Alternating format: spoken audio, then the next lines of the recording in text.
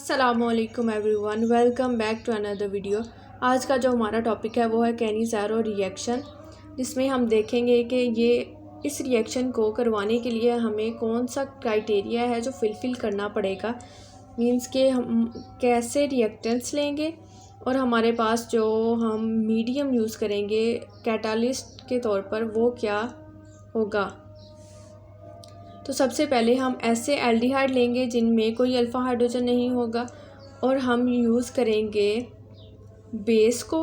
Base जो यहाँ पे है पोटाशियम हाइड्रोक्साइड, यहाँ पे सोडियम हाइड्रोक्साइड के किसमें एक्वस या फिर अल्कोहलिक मीडियम में इनको यूज़ करते हुए हम कंसनट्रेटेड अल्कली सॉल्यूशन बनाएंगे। उनकी प्रेजेंस में हम जो है वो अपनी एल्डिहाइड का रिएक्शन जब करवाएंगे तो हमारे पास कैनिज़ारो रिएक्शन जो है वो होगा।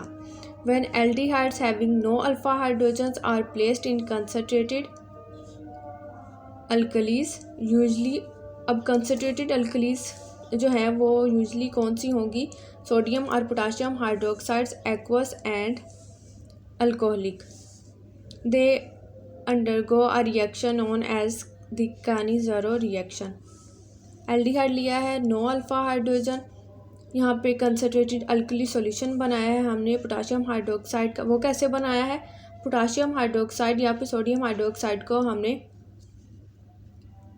एक्वस या फिर अल्कोहलिक उसका सॉल्यूशन बनाया है। अब रिएक्शन में जो हमारे पास प्रोडक्ट आएगी वो क्या होगा? Salt of N acid. यहाँ पे साल्ट बनेगा एसिड का। एसिड कौन सा होगा? कार्बोक्सिलिक एसिड का साल्ट। और हमारे पास अल्कोहल जो है उस प्रोडक्ट की फॉर्मेशन होगी। अब ये जो साल्ट है ऑफ एन एसिड, इसको हम एसिडिफाई करवाएंगे तो हमारे पास कार्बोक्सिलिक एसिड की फॉर्मेशन होगी और जो कि हमारे पास होगा ऑक्सीडाइज्ड प्रोडक्ट। और अल्कोहल की बात करें तो ये होगा रिड्यूस्ड प्रोडक्ट। अब यहाँ पे जो एल्डिहाइड है वो एक्ट करेगा एज अ रिड्यूसिंग एजेंट भी और एक्ट करेगा एज अ ऑक्सीडाइजिंग एजेंट भी। जब वो ऑक्सीडाइजिंग एजेंट एक्ट करेगा तो हमारे पास जो प्रोडक्ट आएगी वो रिड्यूस्ड प्रोडक्ट आएगी। जब वो रिड्यूसिंग एजेंट के तौर पर काम करेगा तो हमारे पास जो प्रोडक्ट आएगी वो ऑक्सीडाइज्ड प्रोडक्ट होगी। ऑक्सीडाइज्ड प्रोडक्ट एडिशन हुई है हमारे पास ऑक्सीजन की एडिशन हुई है और यहाँ पे देखें तो हमारे पास जो है वो हाइड्रोजन की एडिशन हुई है, तो इस वजह से ये रिड्यूस्ड प्रोडक्ट है।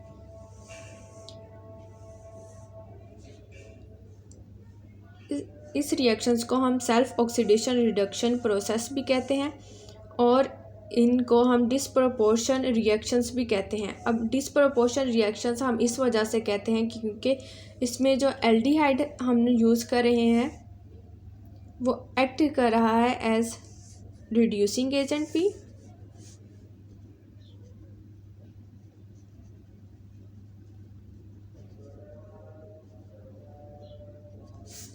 और एक्ट कर रहा है as an oxidising agent.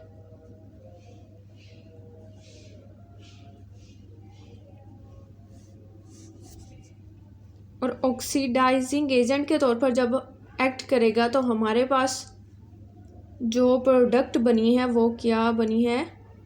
Reduction हुई है, रिड्यूस्ड प्रोडक्ट की फॉर्मेशन हुई है।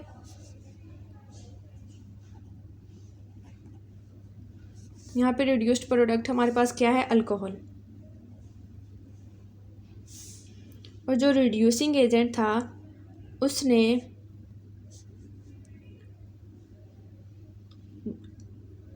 क्या किया है? उसने रिडक्शन की है और हमारे पास जो प्रोडक्ट आया है वो क्या आया है? Oxidized product.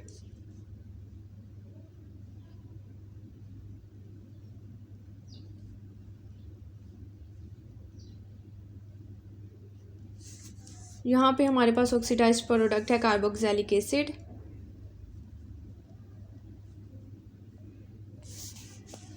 अब हमने इसमें जो बेसिस यूज़ की हैं वो कौन सी हैं? सोडियम और पोटाशियम हाइड्रोक्साइड्स,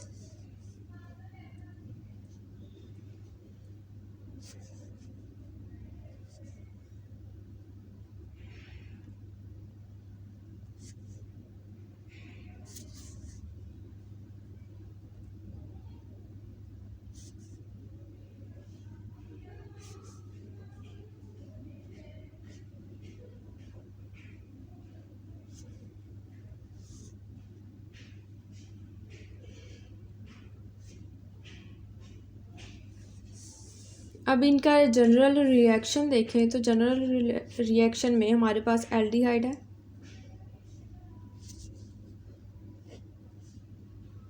बेस यूज़ की है। अब बेस ने क्या किया है, हमारे पास एसिड का साल्ट, एसिड के साल्ट की फॉर्मेशन की है।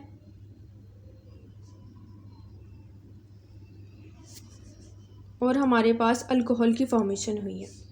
अब ये जो है ये फर्दर एसिडिफाई होगा और कार्बोक्सिलिक एसिड की फॉर्मेशन होगी। ये हमारे पास है जनरल रिएक्शन। अब इसके बाद हम इसका मैकेनिज़्म देखते हैं।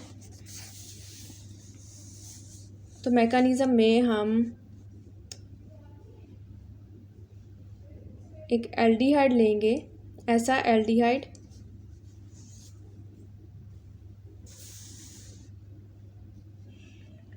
जिसमें कोई अल्फ़ा हाइड्रोजन मौजूद नहीं है। तो बेस की प्रेजेंस में क्या होगा, ये जो बेस है ये इस कार्बन पे, इलेक्ट्रोफिलिक कार्बन पे अटैक करेगी, नेगेटिव चार्ज यहाँ पे।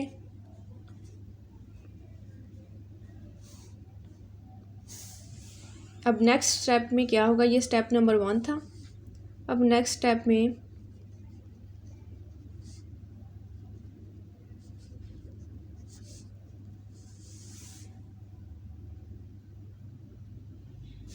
ये जो कि सेल्फ कैनिज़ारो रिएक्शन है, मींस के सेल्फ रिडॉक्स रिएक्शन में हम ये रिएक्टेंट जो है वो इसके साथ रिएक्ट करेगा।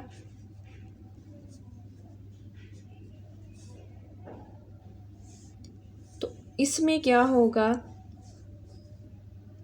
ये जो नेगेटिव चार्ज है वो यहाँ शिफ्ट होगा और हाइड्रोजन जो है यहाँ से रिमूव होके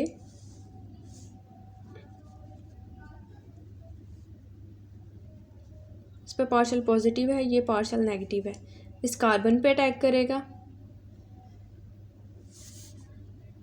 तो प्रोडक्ट कुछ इस तरह बनेगी।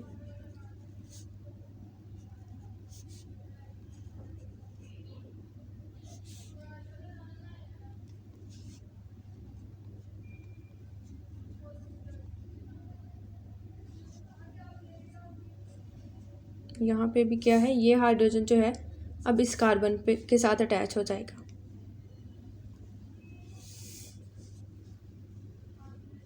अब ये जो रिएक्टेंट है हमारे पास यहाँ पे ये एक्ट कर रहा है एज एन रिड्यूसिंग एजेंट।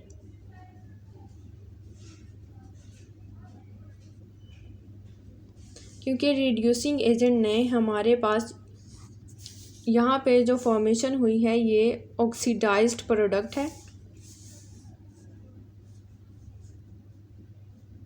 और ये जो ऑक्सीडाइजिंग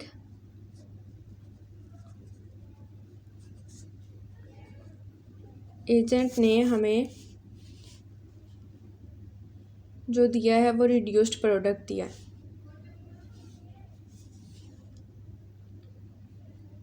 अब ये जो है ये एक्ट करेगा एज अ स्ट्रॉन्ग बेस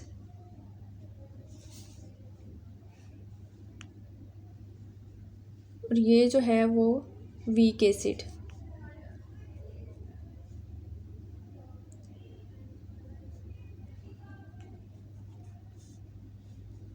क्योंकि ये ऑर्गेनिक एसिड है और ऑर्गेनिक एसिड जो हैं वो वीक एसिड्स कहलाते हैं।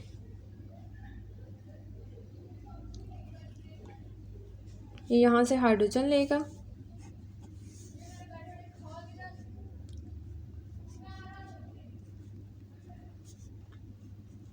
हाइड्रोजन लेने के बाद तो इस ऑक्सीजन पे नेगेटिव चार्ज आ जाएगा और हमारे मीडियम में जो है वो सोडियम और पोटाशियम जो हमारे पास मीडियम था सोडियम हाइड्रोक्साइड और पोटाशियम हाइड्रोक्साइड का, तो ये नेगेटिव चार्ज जो होगा वो यहाँ से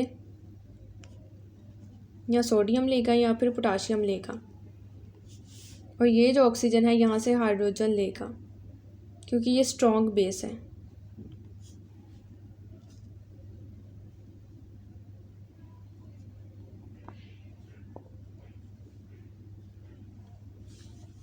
इस तरह हमारे पास फॉर्मेशन होगी है रिड्यूस्ड प्रोडक्ट की।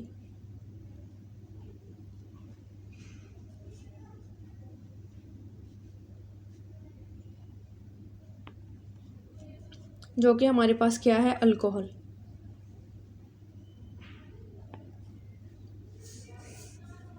अब ये रह गया, इसको हम फर्दर एसिडिफाई करवाएंगे।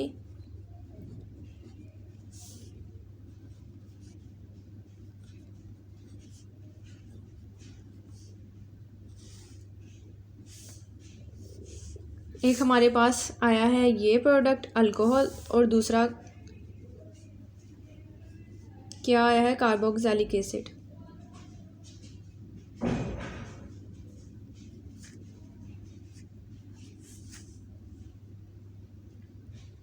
और ये क्या है, ऑक्सीडाइज्ड प्रोडक्ट।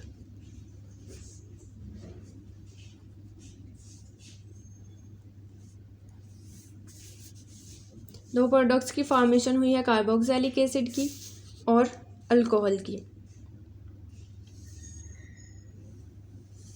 अब यहाँ पे ये जो हमने ये जो ग्रुप लिखा है उसका मतलब है कि इसमें हम कोई भी एरोमेटिक कंपाउंड यूज़ कर सकते हैं, हाइड्रोजन यूज़ कर सकते हैं, या फिर R3C यूज़ कर सकते हैं। और इन तीनों ये जो ग्रुप्स हैं इनमें कोई भी अल्फ़ा हाइड्रोजन मौजूद नहीं होना चाहिए। ये था आज का हमारा topic. Do subscribe my YouTube channel. Thank you. अल्लाह हाफिज़।